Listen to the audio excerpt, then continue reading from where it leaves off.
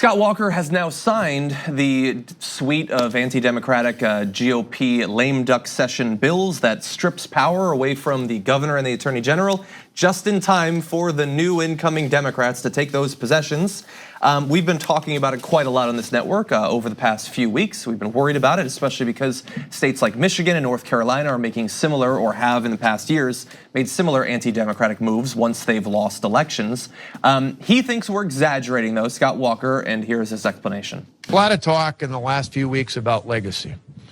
And to me, as I mentioned, first and foremost, it's really important when you think about even these three laws that I just signed, these three new acts in the state statutes, it's important for people to actually read what's in them as opposed to believe all the hype and hysteria that's out there, because a lot of what's being said here, and more important, a lot of what's being said nationally may actually help people with their fundraising efforts politically, but that's not the actuality of what I just signed into law.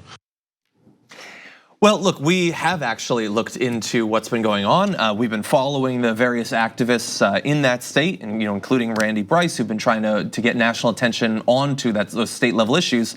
And he's simply lying. They are deliberately stripping away power from both the governor and the attorney general, giving those powers to the legislature, setting up independent bodies that will take over those, so that they will continue to have control over areas that, in another circumstance, would be going to the newly elected Democrats. And one big part of this too is that Tony Evers, who won, who's going to be the governor, ran on a platform of taking Wisconsin out of the lawsuit on the Affordable Care Act. Yeah. And this will make sure that Wisconsin cannot withdraw from that. That is what the people of Wisconsin elected a governor based largely on that. That was a big campaign, maybe the #1 campaign pledge of Tony Evers. They voted for Tony Evers, he won, and now the legislature has taken that right away from him. So I'm going to prove conclusively that Walker is lying on three things. First of all, it's not just Democrats who are saying this. Former Republican governor of Wisconsin, Scott McCallum, said he should veto it. This is outrageous. It's a power grab.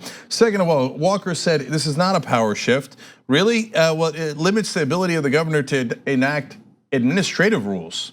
That is literally the power of the governor that is being shifted over to the legislature. That's exactly what it is by definition. That is one of many examples.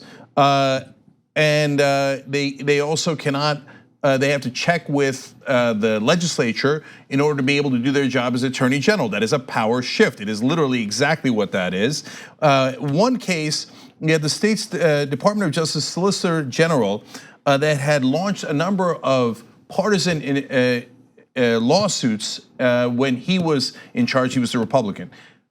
As he's going out, they stripped that same exact office of the power to do the same thing that the Republican was just doing, thereby showing you clear hypocrisy. Either they were wrong to do it in the first place, or they're wrong to strip the powers away now that the Democrats have won. And the last one is the most amazing one.